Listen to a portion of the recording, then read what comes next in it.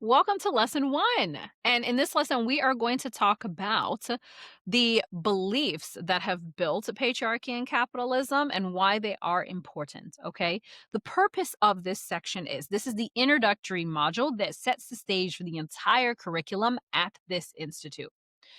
Before we can unlearn patriarchy and capitalism, we must understand the belief systems that gave rise to them in the first place. We are not focused on the mechanics of these systems, okay, but on the beliefs that built them. And we talked about that in the Welcome series.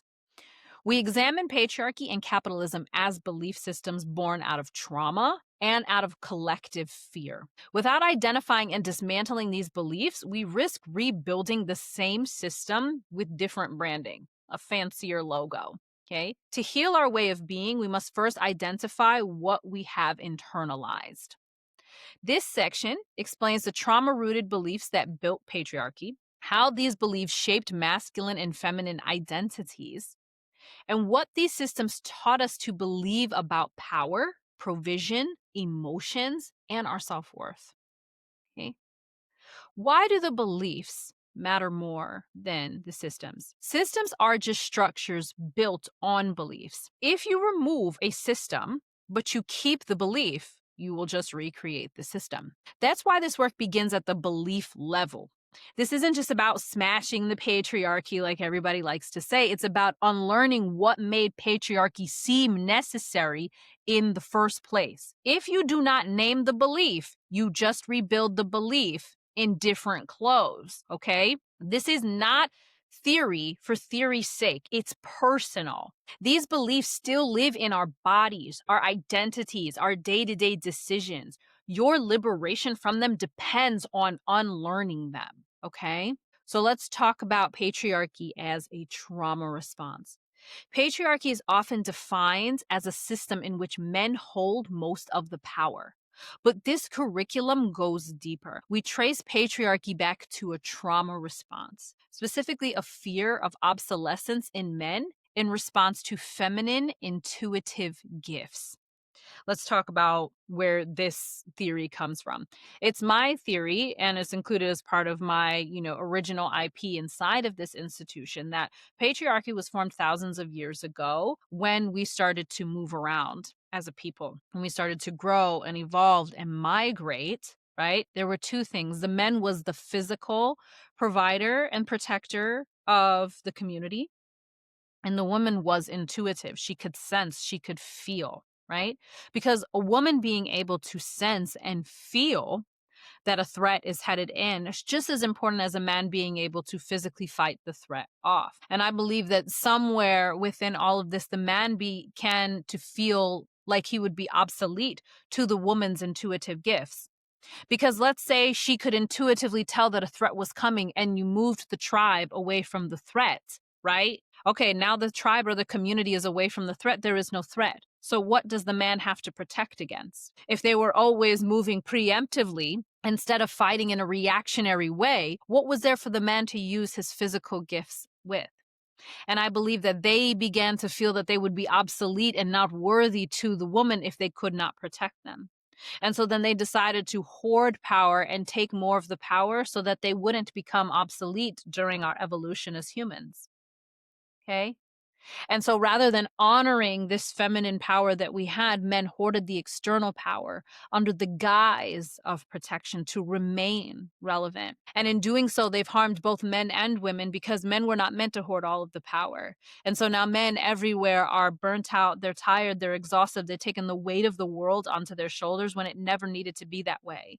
And there's this rough imbalance of masculine and feminine because more feminine needs to be in power, right? But more masculine is in power right now. And we're trying to balance those scales, which means that men have to be willing to pass it off and women have to be willing to rise into it. But we're finding that to be a lot more difficult than we ever imagined.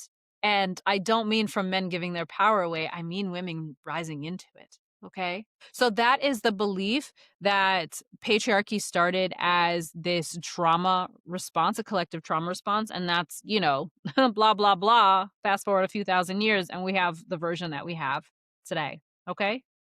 So let's talk about the beliefs that patriarchy has instilled in both men and women and what can we do about it, okay? So let's talk about the beliefs it instilled in men. It tells men that they have to provide at all costs. A man's worth is tied to how much he can provide. If he fails to provide, he is seen as useless or obsolete, which again, the fear of obsolescence is what got us here. So if he's not providing, he's obsolete. He can't have that. So he has to provide at all costs, okay? It teaches him that his emotions are irrelevant, okay? Providing trumps your feeling, okay? Providing over everything. If your emotions are getting in the way of your providership, they're not helping anybody. You need to cool that down. And what's funny is that as we go through these modules, you're also going to hear me talk about human design and authorities and different things like that. And half of the world is like an emotional authority, okay? And an emotional authority means you make a decision based on how you are feeling. And you have to ride the emotional wave of a high and a low, and then coming to this neutral place where you feel neither here nor there. And that's where you're supposed to make your decision. You're supposed to take your time. You are supposed to think emotionally. And yet patriarchy tells you as a man that your emotional needs are irrelevant. None of that matters. And it's just simply not true. And you've been ignoring your emotions for your entire life and you wonder why it feels so weird because you're not supposed to be ignoring your emotions. Okay. Patriarchy tells a man that his happiness doesn't matter. It's irrelevant whether or not he enjoys his life. His job is to provide, not to feel joy. Okay. He should be productive at all costs. Okay. Patriarchy also teaches the man that power must be hoarded in order to protect. Leadership and decision making must be his alone. Okay. A partner is someone who supports his mission, not his equal. He should have a squire. He should have an assistant. But an equal parts partner? Nope. What's that? He's not supposed to have that. Right. And in that same breath, it teaches him that women exist to support him, right?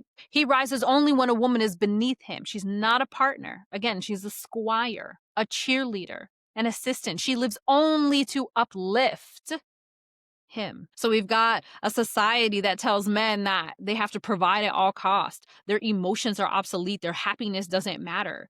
They're here to hoard power and to protect everybody under their providership, and that women are supposed to support them. And then you wonder why some men act the way that they act, and you wonder why they're burnt out the way that they are burnt out. Okay? Now, let's talk about the beliefs that patriarchy instills in women. Okay? Patriarchy tells women that she comes second. Her wants and her needs are also irrelevant. Her purpose is to uphold her man, her man. Okay? What she want, that don't matter. No, baby. You gotta support your man. Morning, noon, and night. Okay? Boring. Even though I support my man. Okay? Patriarchy tells women that leadership is not for them. She is told that she has no place at the decision-making table. That table, that's only for the gentlemen's. She don't belong there, right? Patriarchy tells her that her creativity and her intuition are worthless. Her gifts are labeled as witchcraft, dismissed as moodiness, and pathologized. Okay? Patriarchy tells her that her emotions make her unfit. The same system that forbids men to tell him, okay, this is how I feel, also tells her that she feels too much. Because what happens if she cries at the table when she's trying to make a decision about KPIs? What if she cries in the middle of a meeting? What if she gets angry? What if she's on her cycle? It's disgusting. Can't have that. What if we can't reel her in? It's too much. Her emotions are too much. She has to get that under control. Disgusting.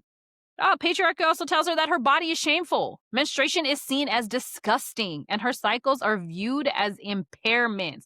TMI. I am recording this specific module while I am on my menstrual. It is day 3, baby. We out here bleeding. Okay? You mean to tell me that I can't sit here and have this conversation and talk with you about this because I'm bleeding? No! What the hell? All right? But that's how we've learned to view our bodies. Ugh, it's gross. It's nasty. Oh, and then when she's menstruating, she can't be trusted. When she's in her luteal, she's just too volatile. It's seen as a liability, seen as a handicap, as opposed to something that connects us more to nature, connects us more to the energy of the universe.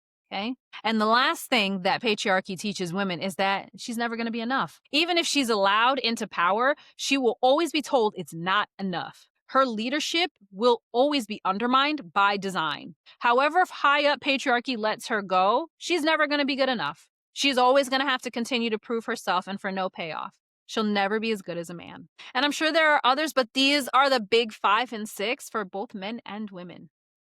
Okay. And so when you go even further into these modules, you're going to hear, like, okay, what are we talking about dismantling? We'll say, you know what? This is the belief in here. Leadership isn't for you as a woman. This is the belief that you're going to dismantle in this section.